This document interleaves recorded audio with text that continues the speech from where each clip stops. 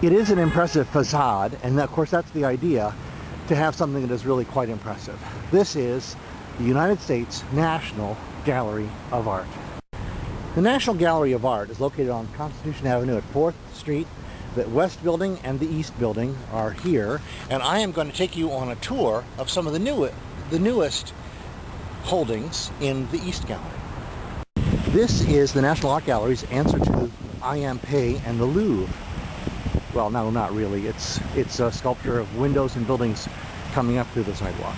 But it's sculpture, and that's art. See how much I've learned? These are the skylights to the something underneath, probably a cafe of some sort.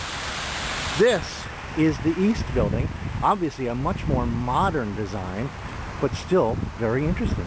The atrium fountain is under the dome of the rotunda at the National Gallery of Art. And our docent is telling us.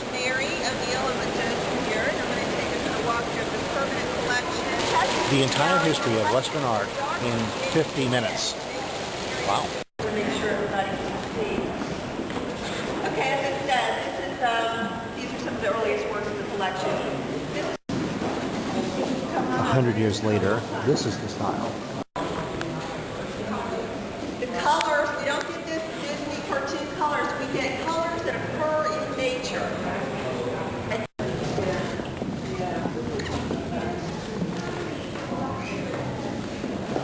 Giuliano on the left, Leonardo on the right. This is Verrocchio's sculpture of Giuliano de' Medici.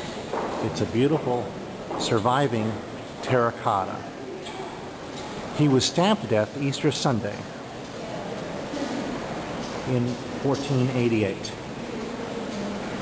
This is the Baroque period where drama rules. Drama.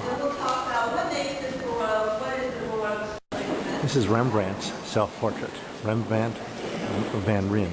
This is the Vermeer, it's the girl in the red hat. I think I liked the, it looks like the girl in the red hat. I think we could have Molly Ringwald play this role. I think it would work. Here we are in France. French Impressionists. Maybe I'll learn about Monet and Manet here. Okay, we got Monet and Manet. Monet, Manet. I need more help. Monet, Manet. Monet, Manet. The subject of this painting is time, not the woman whose title is the title of the painting. But the subject of this painting is the passage of time, or a moment in time. That was the Impressionist. Now comes the Post-Impressionist. And I've lingered and now I'm lost. Van Gogh was a post-impressionist who produced a great number of paintings, including these.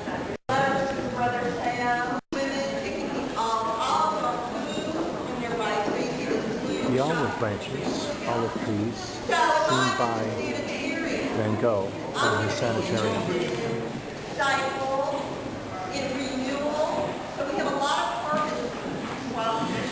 This is Vincent van Gogh's self-portrait. A post-impressionist painter who transitioned art from the impressionist period to the modern 20th century art. This portrait was painted 1 year before his death. Apparently Vincent van Gogh liked white roses and yellow sunflowers. Gauguin apparently spent some time in Polynesia, if we were to judge by those two paintings. So Leonardo paints what a juniper bush looks like. Rubens says, this is what a lion's den looks like. Rembrandt paints, this is what Lucretia feels. And Van Gogh paints, this is what I feel, this is what I see. This is Mary. She was our docent today, and Mary, thank you very much for what you did for the tour. I'm much smarter now about the pre-post-impressionist art than I was before, and so I'm going to put this on YouTube if you don't mind, okay. So folks can see, how I'm getting smarter. Sure, my pleasure. Thank you. Thank you. So the tour is over, and I still don't quite get Monet and Manet, but it may be that those paintings I saw were not definitive enough to differentiate the style and the artists, or that I have so much more to learn, and I think that's probably the case. If you like mobiles, this is Alexander Calder's work. Very popular, moving, mechanical art. So this is the National Gallery Park. It's not the Guggenheim, it's not the Met, it is not the Louvre, but it is an accessible museum with good art pieces and a good staff to understand the modern art and the Western art from the Renaissance period, the Byzantine period on. So I thought it was a good afternoon, and I recommend the National Gallery of Art to anyone visiting Washington, D.C. There you go.